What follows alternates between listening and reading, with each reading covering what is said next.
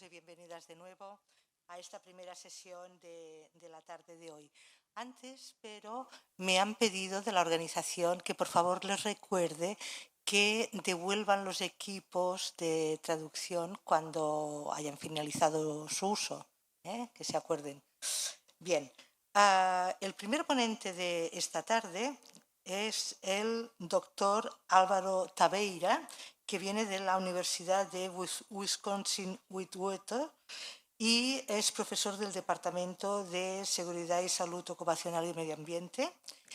Y el profesor Taveira nos va a hablar de comprender y prevenir las caídas provocadas por tropiezos y ver sus causas, sus riesgos y normas de seguridad. Por favor, profesor, cuando quiera.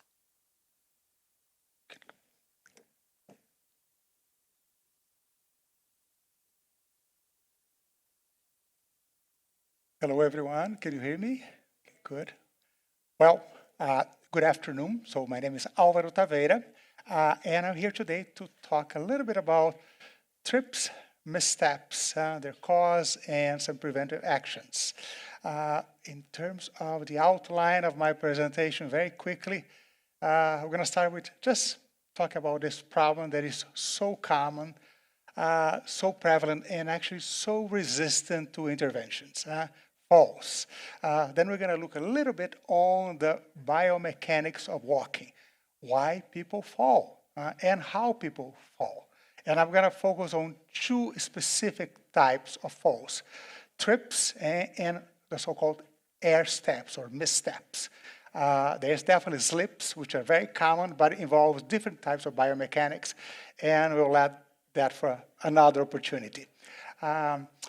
We're going to then talk a little bit about the causal factors. What are the things that make people fall? Focus both on internal, related to the individual, and also external, related to the environment, which should be, actually most of our focus should be, what things can we do in the environment to reduce that kind of injury? We're going to address the critical aspect of visual perception, which is, again, fundamental to understand why people fall. Describe a little bit of aging. There is clearly most countries of the world, people like me, 65 and over, as a growing percentage of the population, and falls for those individuals carry much higher consequences. And then we're going to briefly discuss different strategies for prevention, both in terms of standards, but also in terms of best practices. And we're going to look into some common scenarios where those falls tend to occur. And if we have time, and if I don't talk too much, then maybe we'll take a look into two cases where people fall and try to explore causes and prevention. Okay, feel free to ask questions. I think the time is a bit tight. We have 30 minutes, so better if you save for later, but feel free to ask any questions. So very quickly about me. Again, I'm a professor. I'm originally from Brazil. I taught in probably 3 universities in the US, a couple of universities in the Caribbean, and 3 universities back in my home country of Brazil. I'm a certified safety professional, certified professional ergonomist. Most of my career has been in academia, universities, but I also work in the private industry, and I maintain a consulting business.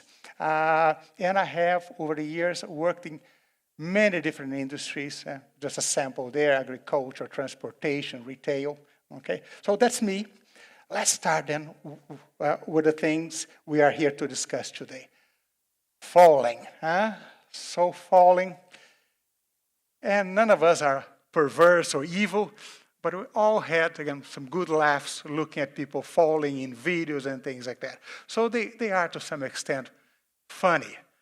At the same time, for the victim, they are very humiliating. It is something, how dumb am I? I'm that clumsy that I'm tripping in something that anyone can see. There was a step there. And at the same time, also, those falls that occur mostly at the same, no elevation involved. Falls on the same plane. They are really, again, horrific things. We're talking about almost 700,000 people dying every year after a fall. We'll talk about most of those injuries occurring in mid to low income countries. We're talking about millions, 37, 38 million injuries every year. Especially, as I said, for older adults, people 65 and over, 25% of them can expect to have an injury related to a fall. When you are at that age, falls can be very serious. A common outcome of a fall at the same level is a hip fracture. For people over 65, 35% of those people will be dead within a year. Okay, so very prevalent on workplaces. U.S. data, almost 20% of workplaces injuries are related to falls. In in construction, in particular, very lethal kind of injury, 40% of all deaths. So it is a kind of a slow burning epidemic that is going nowhere. This is nothing new. After motor vehicle accidents, falls is the most common type of occupational injury. Okay. Let's now try to understand why people fall. And in part has to do with this gravity, and also the great idea of walking in 2 feet. So walking on force, not as efficient, you don't have free hands, but it's much more stable. Walking, just standing like this, has been described by many physiologists as a constant fall and recovery. Standing in 2 feet is inherently unstable. And once you start moving, what you do is kind of you disturb your balance and then recover from that. So it's always this cyclical instability, and then your legs swing to maintain your center of gravity within the support base. Okay? And the way we walk, especially when I do not expect nothing to be wrong with the floor to be very flat. The way I walk naturally, I almost touching the floor all the time. Okay? We'll talk about a few millimeters. If you're sure, like in this room, nobody is expecting to have any trap doors or bumps. You walk with your feet, and you look at the way we walk on the minimal foot clearance, which is mid-swing, we're almost touching the floor. So anything that is unexpected, a little bump, is enough to disturb your balance, and you may fall forward. Am I forgetting anything? So this is the way we walk, this cyclical, almost touching the floor all the time, unless we have some perception that this is not a flat floor. Okay. About then the second part. So we understand standing, we understand ambulation, we understand walking. How do we fall? The most common type of fall is just a tripping. So essentially what it is there is something close to the ground, has a vertical surface, minimum, doesn't need to be high, can be 6 millimeters, can be less than that. To some extent depends on what we anticipate the floor, how flat we anticipate it to be. But so what happens is at some point, the swinging motion is halted, is stopped. Our body keeps moving forward. There is a momentum. I have a body, I have a mass that keeps traveling forward. And at that point, typically there will be a stumble. And if I'm able to recover, it will be just a stumble. But if not, I'm going to crash against the ground or against any structure that might be on the trajectory. Okay? So critical point, typically what they call the minimal foot clearance. So the middle swing, where my foot almost touches the floor, critical. But also things that happen later when, again, I'm already inclined forward, again, center of gravity is already here. And if I trip on something past, then I'm really in trouble because the body reaction will be to try to lift my foot and clear the obstacle. But there's minimal time for that. So chances are those trips after the mid-swing point, those almost certainly will result in a fall. Second type of fall I'd like to talk about is the misstep. The misstep is just essentially an error in perception, okay? This is what happens in that big, beautiful hotel lobby that has a little step right in the middle, that people coming walking and they are sure that it's just a long carpet stretch. But no, there's a minimal variation. And what happened at that point is that once you prepare your foot just to step again, it's even, but it's not. Then there'll be this sudden acceleration. You're going to be vaulted forward, and then you're going to, again, accelerate forward. If you're young and lucky and there's nothing in your way, you might recover after a quick sprint. But if anything is not there as it should be, then you're going to crash into the floor, okay? And basically it's that. Center of gravity goes beyond our base of support, and there's no time for recovery. So these are two common types of falls mostly at the same level. Well, I'm not going to read what is the definition of a fall, but there is a standardized definition of a fall. But basically it's a loss of balance during ambulation that lead to ground contact or sometimes some structure in front of you. Could be a pointy table, some garden ornament. You're going to land on top of it. Okay. Falls are fairly often, most of the time, an event that it has multiple causes.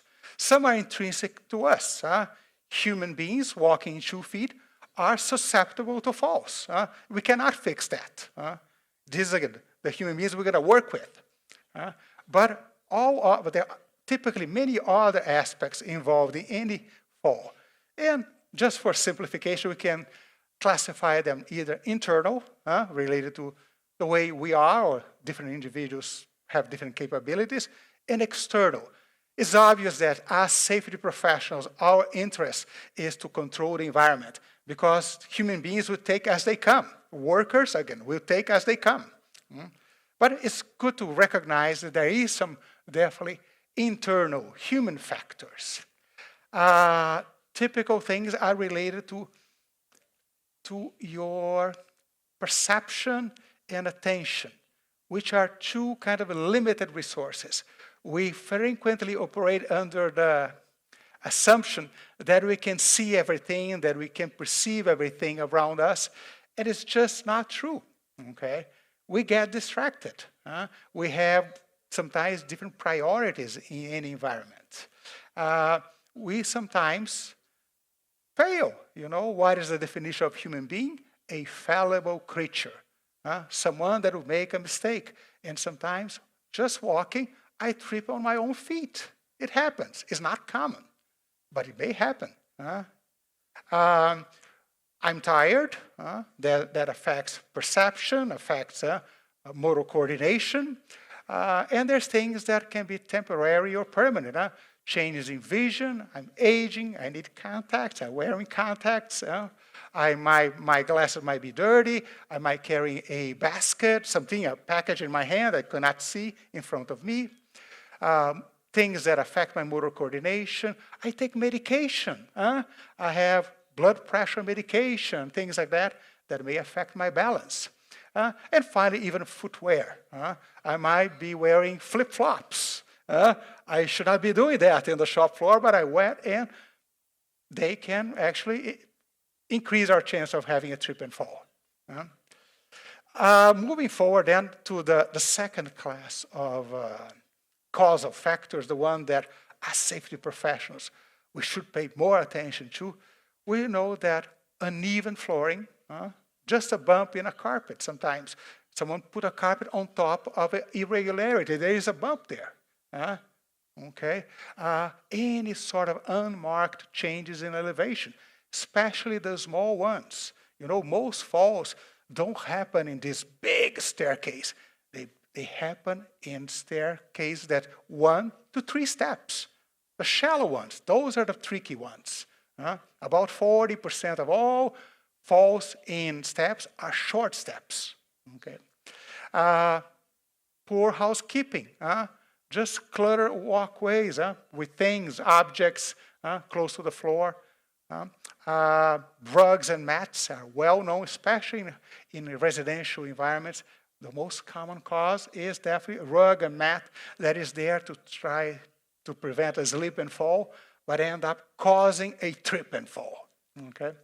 And overall poor housekeeping is a common basic cause of falls.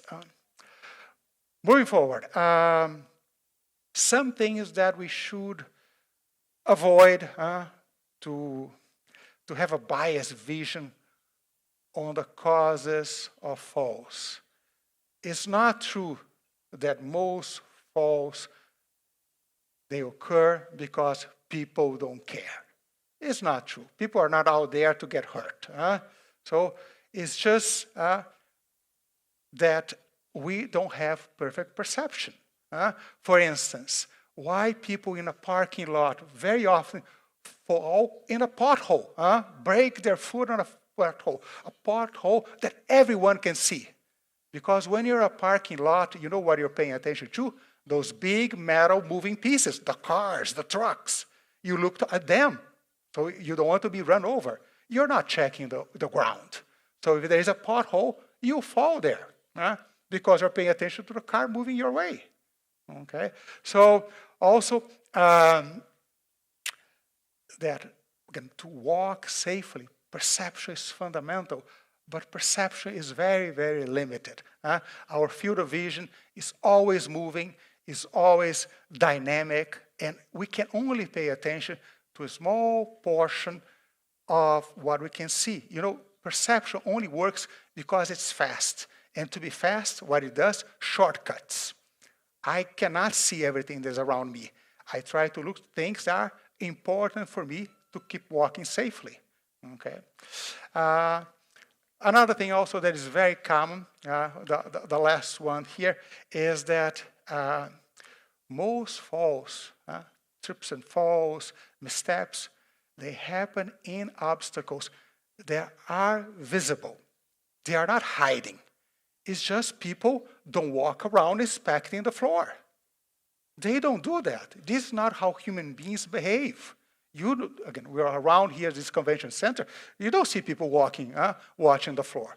If someone is in charge of checking for trips and falls, they'll do that. But nobody walks like that. So, and it's very common, the last bullet there, that sometimes once you fall and you see, how did not see that? This cable here, it's visible. How I tripped on that? There is this thing about internal attribution. Oh, it was me. That was, again, not paying attention. No, it's just I was not expecting that. Okay? So that brings us back to the importance of perception, especially visual perception. You know, if you look more, again, deeply in the abilities of human beings, how they walk, always, again, almost shuffling their feet. It's almost surprising that we're not falling more. If we get out of this convention center and go on a sidewalk, there'll be all sorts of holes and rays all above this 6-7 millimeters, much more.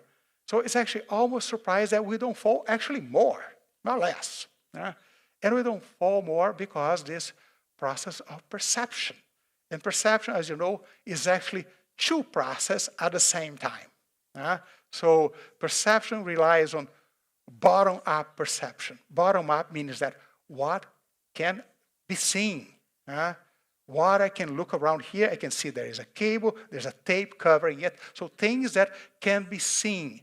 And that depends on the amount of light we have, the amount of contrast, light and color contrast, our perception of depth, and very often these things can be sometimes masked, covered.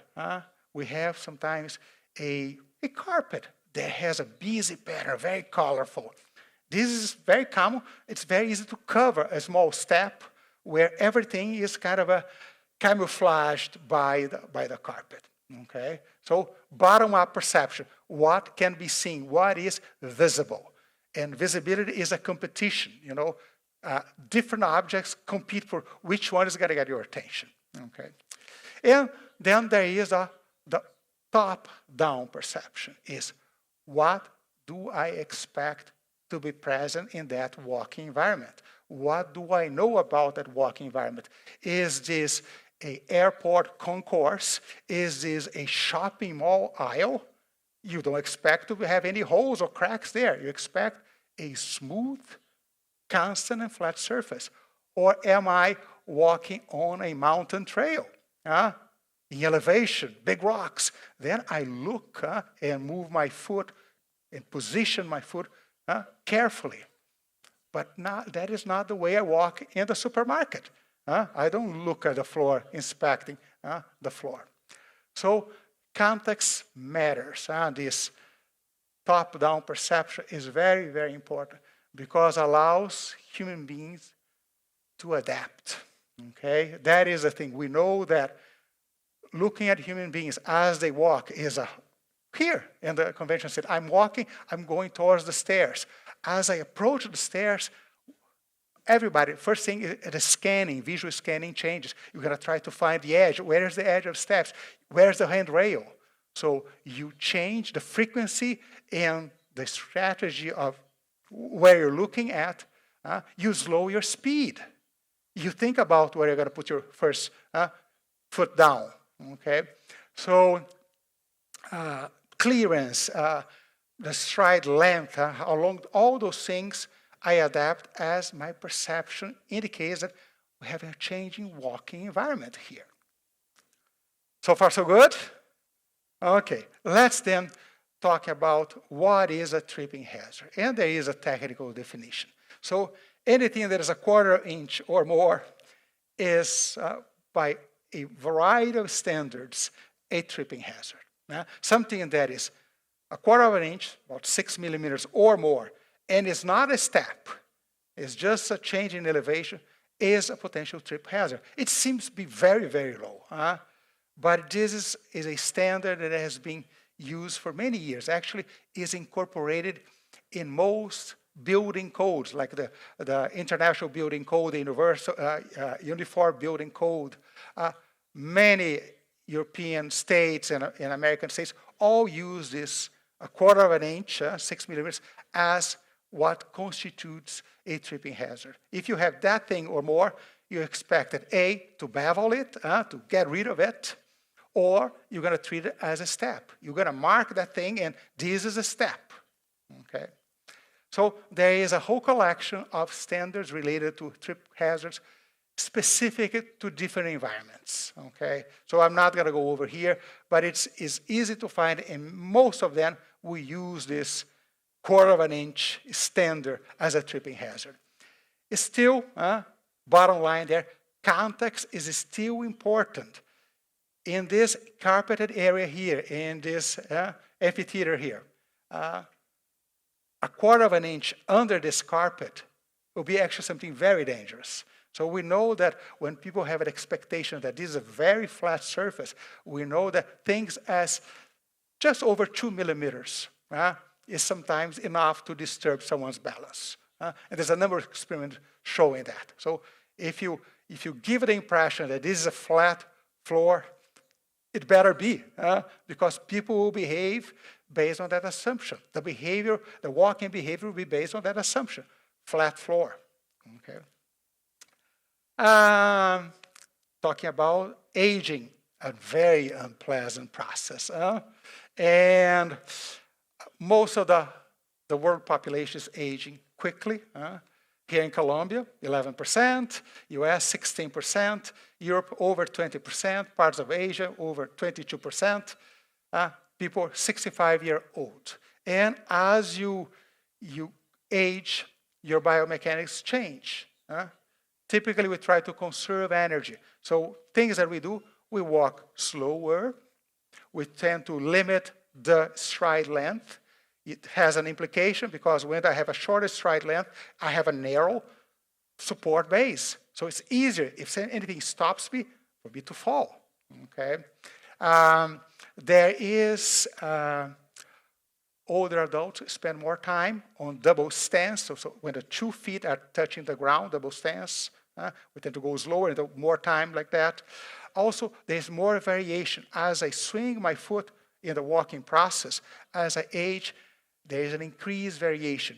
Early research thought that all people as they age, they would shuffle, meaning that the feet would swing closer to the ground. But more recent research showing that no, what happens is just the variation. People, step from step, they vary more. Okay? Sometimes they raise their feet even higher than younger people. But in addition to biomechanics, there is a whole bunch of other processes that happen as we age. Changes in visual perception, especially on the ability to focus on things. Visual accommodation gets down. Older adults need more light. You have an older work population. The first thing you need to do is to increase the levels of lighting and contrast. In addition to reduce force demands also. But this is another chapter of ergonomics. Anyway, and so we need more light because of changes in the visual function. We have changes in the biomechanical, the way we walk, decrease in fitness, more difficult recovering from balance disturbances. And mainly, another thing that's probably the most critical one is changes in the musculoskeletal system, especially increase in bone fragility. So same fall that you would have in your 20s and it was nothing, you clean your pants and life is good, it's not the same. You're older, there is a higher chance that you have some osteoporosis, you have, again, more fragility. And then is when falls then can be highly, highly consequential. Is typically the number 2 killer of older adults is just falling. It's just falling, okay? Moving forward then, let's talk very briefly about common scenarios for falls. Common ones is just lack of maintenance or poor monitoring of ground conditions. Simple, like a concrete crack, a pothole in the parking lot, small little things. But sometimes, depending on their location, they can be critical. For instance, a crack that I can see from a far away, that is okay. It will not be, I don't think, be too worried. But if the crack is in front of the supermarket door, and the supermarket door is an automatic door, and people are coming in and out, nobody's going to look at that crack. Anything that moves gets your attention. Traffic, the doors, you're not going to see that crack. So very common scenario near entrances and things like that. In retail, I mentioned before that I do some consulting business on the side, and some of the most common things are accidents in retail.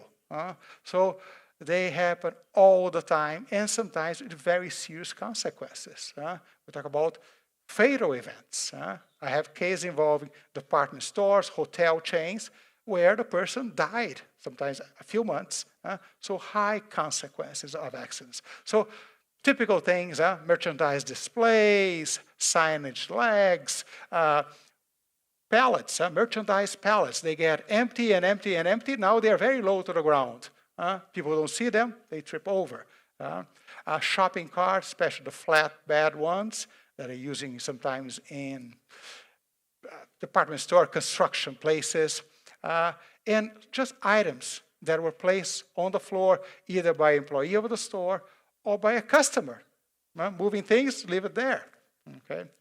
So the illustrations there are some of the cases I've been involved with, all with horrible outcomes.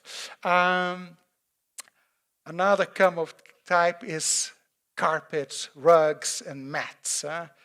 They often cause serious problems, especially with older pedestrians. So mats are frayed or not flat on the floor, the curly edges. They're just old, or sometimes they are not properly stored. And when they concealed, irregularities.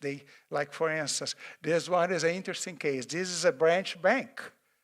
You enter in the bank, you think, oh, it's just a carpet and another carpet on top.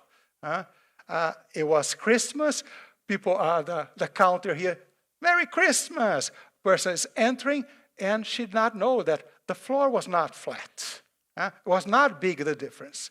But she tripped and fell on top. At that time, there was a big Christmassy decoration there, and she got seriously injured because of that. Because carpet suggests that is a flat surface. And someone is, Merry Christmas. Yes, Merry Christmas. And down I go. This is another case. Gentleman died a couple months later. Same thing, unattached floor mat.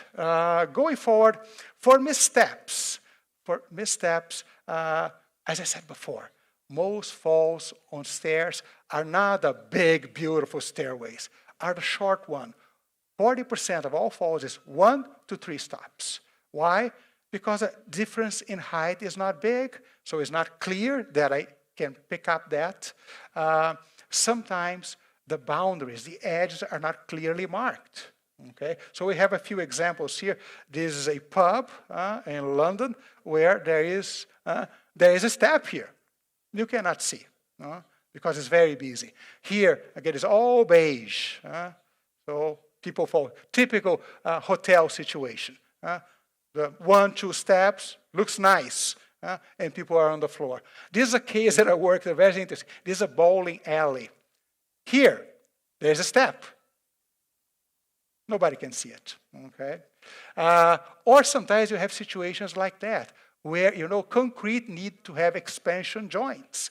And it's very common the expansion joints match where the steps are. The steps are low, and they fall exactly when you would expect to have an expansion joint. So what do you think? That is flat. No, there's 1, 2, 3, 4 steps there, okay?